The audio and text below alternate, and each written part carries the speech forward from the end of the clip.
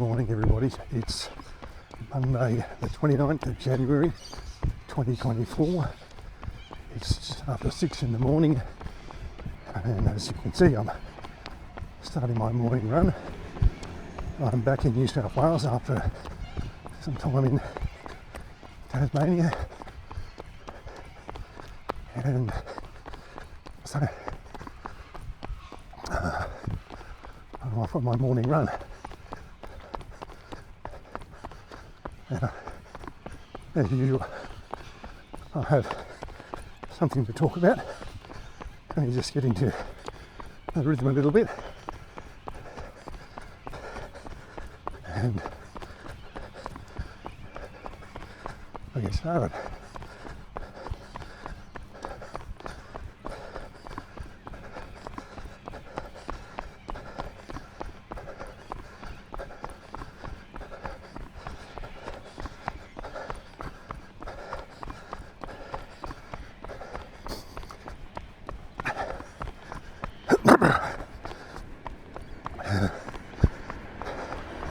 So I'm going to start by asking you some questions, which obviously you can answer to the screen if you're still watching at this point. And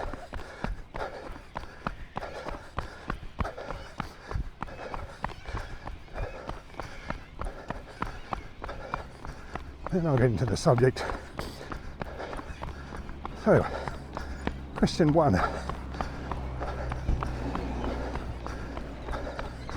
What's the longest distance you run in one single run? Question 2.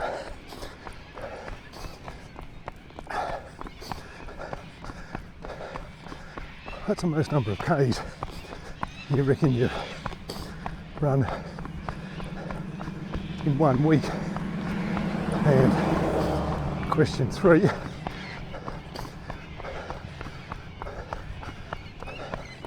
what do you reckon is the most number of Ks as you've run in 1 month?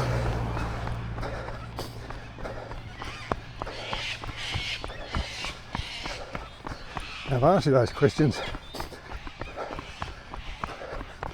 for a reason which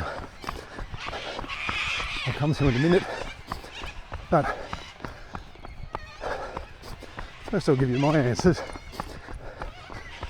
just so you've got some comparisons, if you like, with what you do and what I'm about to talk about. So, my longest run is 28.8 kilometres, and I did that sometime in 2023. I don't remember the date, and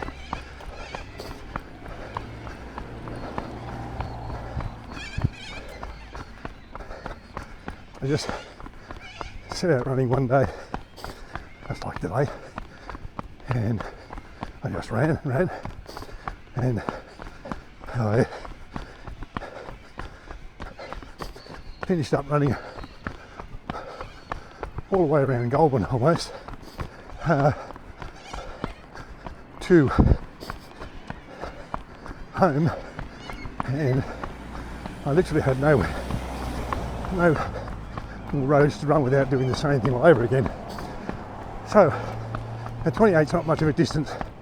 You know, it's more than a half marathon. It's not even 30. It's not a marathon. It just is that distance. Now, the most number of Ks that I've been officially claimed or clocked up in a week that I can recall is 70, and I know that because last year I turned 70 and I determined that I would run 70 kilometres in the week leading up to it. I may have done more. When I say more, I think I might have done a 72 in a week once, but I can't be sure. But I can be sure about the 70. Now, as far as in a month, I'd say probably about 250, maybe a bit more, maybe a bit less. All right, so what's that going to do with anything? Well, I'm going to tell you about a book I've just read called Showing Up by a bloke called Nedd, with 2 D's, Brookman. Now, Nedd is known for a couple of running feats, even though he doesn't call himself a runner. And in fact, says in his book at one stage that he hates running, but it helps him to achieve what it is he wants to achieve. I'll come back to that in a while. His first feat, note, was that he one day, this bloke by the way is 24 now, and when he did some of these things, the first thing he's about 19 or 20, and the second one 21 or 22. So the first thing he did, it was noteworthy and connected to running, is that one day he decided he would run 50 marathons in 50 days. So he did. And to do that, living in Sydney at the time,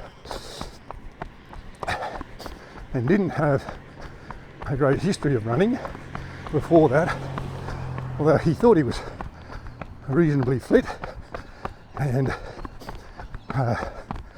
reasonably athletic, but wouldn't have called himself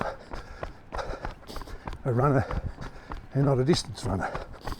So he was working in Sydney as an apprentice electrician and living in the eastern suburbs,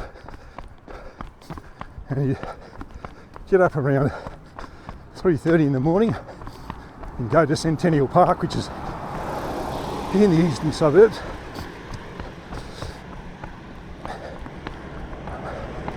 run his laps to clock up his marathon, 42 and a bit kilometres, and go home, do a bit of recovery, have some breakfast, go off to work 8 hours a day as an apprentice electrician, go home, do some strength and conditioning training in his homemade gym, go to bed, do it all over again. He didn't once look out and go, oh, it's grey, it's raining, it's frosty, there's bushfire smoke, any of the reasons any of us would think, well, it's a good reason not to go today, or, you know, my feet are killing me, or whatever. He just got up and did it. When he first announced he was going to do it, and he announced it via social media, as you do, had lots of well wishes, and he also had lots of people who were critical and told him how mad he was and all the rest of it. But as the 50 days progressed, you had more and more people. First time he was down there running, this usual crowd of runners and cyclists and so on. And then people started turning up to run with him. They'd run a lap with him, a couple of laps or whatever, until he had quite a crowd by the time he'd finished. Now, I don't know Centennial Park that well, but I do know it's mainly blacktop or concrete paths that are all made and probably in pretty good condition. And I imagine there are some hills, but they're probably not all that steep. And whilst running any marathon's not easy, and running a marathon every day for 50 days definitely not easy, that achievement paled in comparison with what he did next. Now, the reason that he decided to do this 50 marathons in 50 days thing was when he was going to Tate in Ultimo, which is near the Central Railway Station. He'd go past all these homeless people every day, and he'd stop and chat to them and buy somebody a coffee or a sandwich or something. And whilst he felt he was doing his bit, he knew it wasn't enough, and he wanted to do something more to bring attention to the issue, but not just a matter of, oh yes, homelessness is terrible, we should all do something about it, and then sort of turn away or give every person we see on a homeless person a couple of bucks and go on. He wanted to do something that he hoped would make a difference. So, you know, what his next escapade, if that's what you want to call it, that doesn't seem like an appropriate word for it.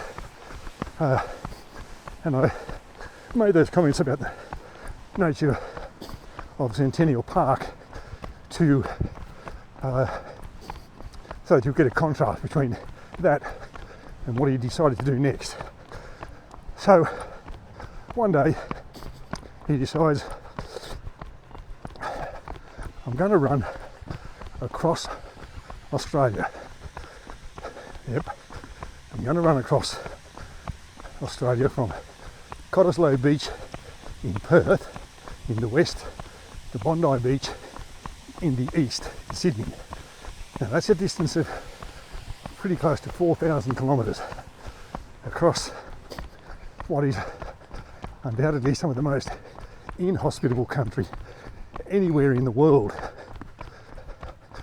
Now somebody else had already done this, a fellow who I think he said was German or Austrian, and he mentioned him in the book, but I can't remember his name, and he'd done it in 43 days, 12 hours and 30 minutes or something.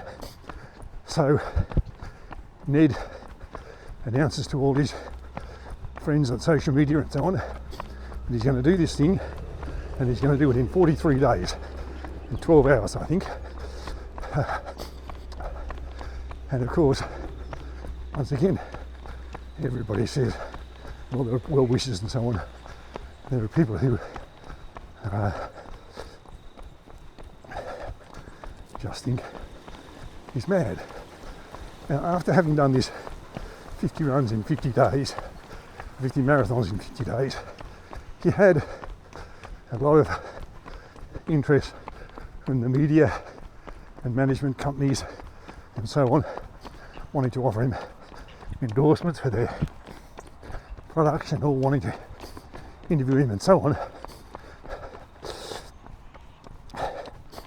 And he wanted to use that notoriety to announce this run across Australia thing, hoping that instead of people giving him money to say, I wore your shoes, or I did this, or I ate your breakfast cereal or whatever,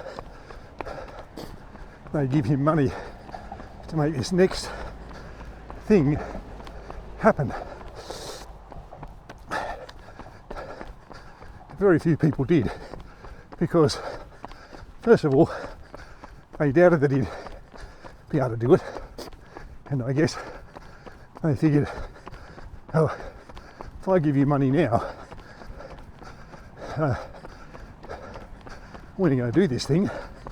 I can't wait that long for a payoff. I give you money and you might not do it.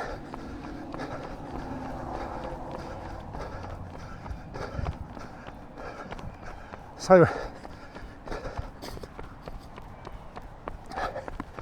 eventually he finds somebody who's prepared to give him some money to get the thing off the ground. I think $10,000. So